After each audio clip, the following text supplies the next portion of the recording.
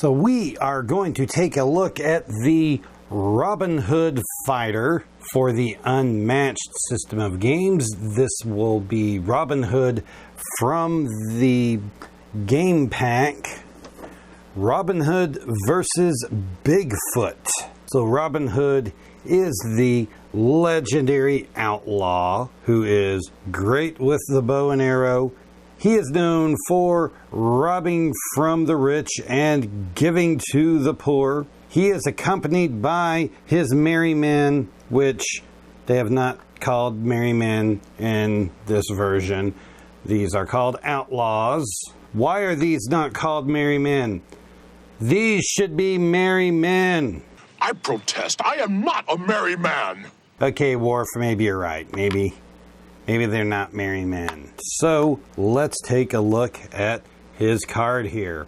Robin Hood is ranged. Well, this should not be surprising. Robin Hood is, of course, an excellent archer. He has a health of 13, which is fairly low. That's definitely pretty much on the low end of your regular non-gimmicky heroes. I mean, that's right at the bottom. Now, Robin Hood has 4 outlaws, and Robin Hood is the only one that has 4 sidekicks. Everyone else that has multiple sidekicks has 3. Robin Hood has 4. They are all melee. They are not the great archers that Robin Hood is. We have a movement of 2, which is pretty typical for everyone in Unmatched. Robin Hood's special ability. After you attack, you may move your attacking fighter up to 2 spaces. Now, one big thing to take away from this, it is after you attack, you may move your attacking fighter. Everything in Unmatched depends on wording. And as you see here, it doesn't say you may move Robin Hood, you may move your attacking fighter. So this special ability applies not only to Robin Hood, but to the outlaws as well. So what you're going to see happen here a lot is that both Robin Hood and the outlaws are going to do a lot of hit and runs. Robin Hood can jump in and out of your zone really easily being ranged. He can be right at the edge of your zone, maneuver in, attack you, and then get a couple of movements out of there. The outlaws are also never going to end up being directly adjacent to you, so they're never going to get double attacked. And here on the card back, we have an arrow that is hitting another arrow and splitting it down. Like, he is such a good archer that he can just send an arrow right into another arrow. Okay, well, let's go ahead and get into Robin Hood's deck. I'm going to move these outlaws out of the way here. And let's see exactly what we have for Robin Hood. We're going to start off with Robin Hood's big attack here, a Hunter's Eye, which is simply a 5 attack with no text on it. Now you'll be like, hey, there's other guys that have 6 attack. This is just a 5 for Robin Hood. Isn't that kind of bad? Well, Robin Hood is ranged, so having a little bit less on the attack there kind of keeps him from being overpowered. But that Hunter's Eye is a very solid attack. We have Disarming Shot, which we have 2 of. After combat, draw a number of cards equal to the amount of damage dealt to the opposing fighter. This is an attack of 4. Card draw can be good or card draw can be bad if it's late in the game and you're coming up on exhaustion. So you need to think about when you're playing this here. This is another one that's not as big a deal if it gets fainted, kind of like Hunter's Eye is awesome to have someone play a feint into because it literally does nothing and you deal 3 damage to them.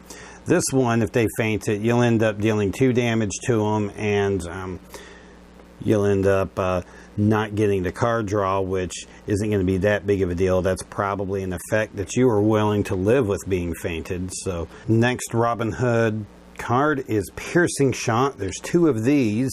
This is an attack of 2 with an after combat of draw 2 cards. So this is not a really strong attack. This is one for kind of either dealing just a little bit of small damage to something that you know is going to take it undefended, or for just kind of drawing out better defense options. We're looking at this one being another one that's actually alright to have a feint played into. I mean, you won't end up giving them any damage, and you just end up losing the card draw, which, unless you were really wanting it, is not a huge thing.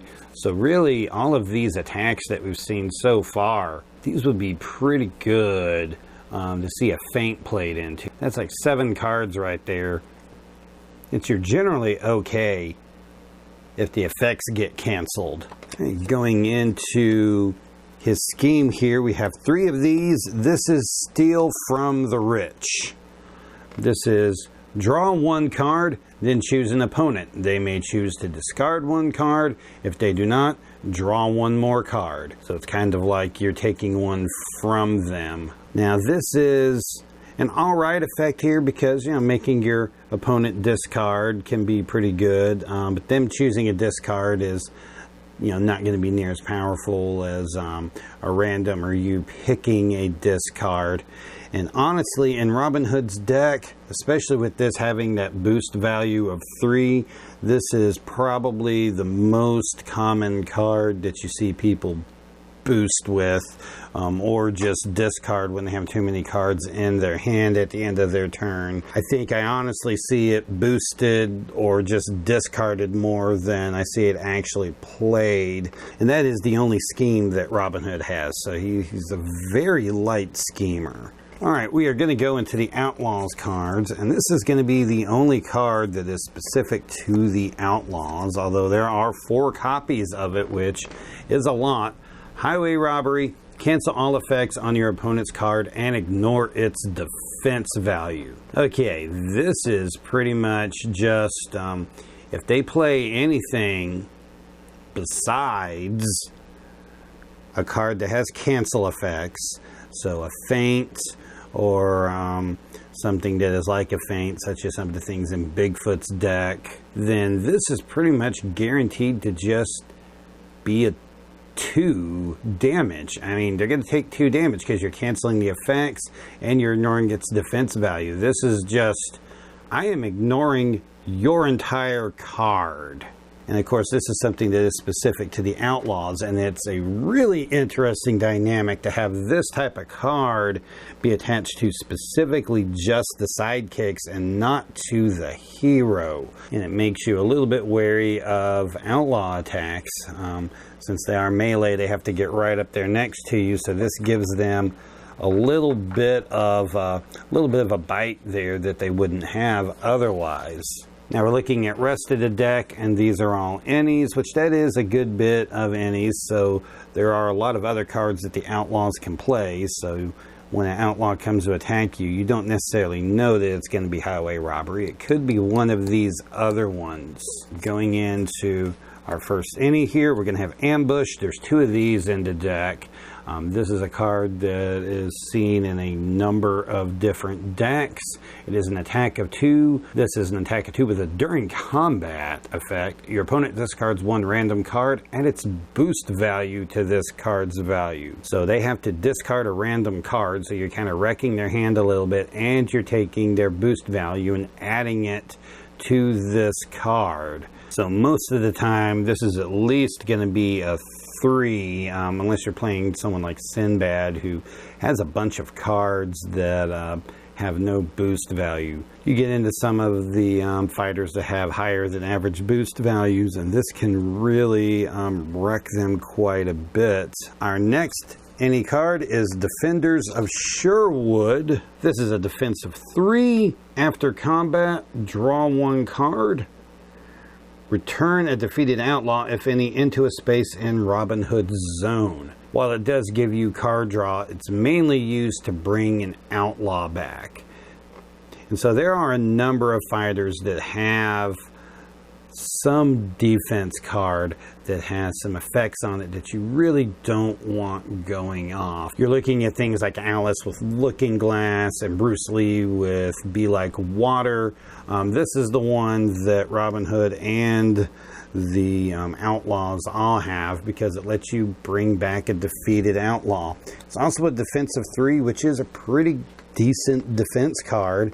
4s are generally the highest that you usually see printed, although there are a few 5s out there. But we have now getting into our first versatiles. All of the versatiles in the deck are any's, so there are no versatiles that are tied just to Robin or the Outlaws. This is Wily Fighting. After combat, deal 1 damage to each opposing fighter adjacent to your fighter. This one is really good on defense because defensive damage is something that people never want to see happen. You don't want to take damage when you're attacking. Also, if you're using this defensively, this effect here will happen first before their after combat effects, and that is because defenders resolve first. You have to be aware that if you're attacking with this, if they have some sort of after combat movement effect, that they will move out of the way and not be adjacent. However, if you are able to be adjacent to multiple fighters, this can be great. This can be really great against other fighters that have these little 1 health sidekicks, because you can clear out several of those. You could specifically target one of those with Wily Fighting just to get rid of it. Next card we have is Snark. Snark. It's a snarky card. I don't know. But we can see the arrow splitting. Another arrow there again. After combat, if your fighter is adjacent to the opposing fighter, draw 1 card. So this does not have a huge effect on it. This is another one that you're probably all right if this gets fainted, which Robin Hood's got a lot in his deck that you're okay if it gets fainted. And once again, the after combat on this will be kind of the same idea as what you saw with Wily Fighting. If you use this card defensively, you know, outside of them playing a card that cancels effects, that you're going to be able to get that card draw. If you play this offensively, they could move out of the way and not be adjacent. And now we're getting into our regular cards that most everybody has. Feint, versatile of 2, immediately cancel all effects on your opponent's card. You've got the standard 3 feints, and he also has the standard 3 regroups, the versatile of 1, draw 1 card. If you want to combat, draw 2 cards instead. So what do we make of Robin Hood here? Well, that ability is really great for Robin Hood because that lets him kind of just poke in and out of everywhere, because these guys, after they attack, can move away, and also Robin Hood can even completely get out of your zone to try to avoid some of the zone effects that some fighters have. Additionally, like all of Robin's attack cards, you're more or less okay drawing a feint into any of those. Kind of means that people are going to be more willing to feint attacks from these guys, or even attack with feints into them to try to cancel a Defender of Sherwood or a Wily Fighting. Because if the Robin player gets these in their hands and you don't cancel the effects on these, you can look at it, this can, if you don't time your feints right on these, that's just like 8 damage that just gets dealt to you, and that is going to be difficult for any fighter to be able to deal with. And it's really these other ones in here that start making it kind of difficult to tell exactly what is going to be coming, because there's so many different types of cards in there. But of course, the big downside to Robin Hood is, of course, the aforementioned 13 health, which is really low. That is right at the bottom, and you generally see these guys used either 2 different ways. You either stick Robin somewhere and just surround him with outlaws so that you can't get to Robin Hood, or you kind of just send the outlaws out all over the board to just kind of wreak havoc everywhere and just cause a lot of problems for everybody, just having fighters all over the place. Although that does open Robin up more for attacks, you'd still kind of leave him back, maneuver in, attack, and then use your special ability to get out of the way. But you can play him a bit differently depending on your opponent, just how your opponent plays, and also what fighter your opponent has. So do you have any thoughts about Robin Hood? If you do, you can leave those down in the comments. If you liked this video, you can give it a thumbs up and a like, and of course leave comments down in there. You can also check out my video, the other fighter reviews that I have, all of the stuff from the tournaments that have been played, and a lot of the other miscellaneous Unmatched videos that I have, so check all of those out.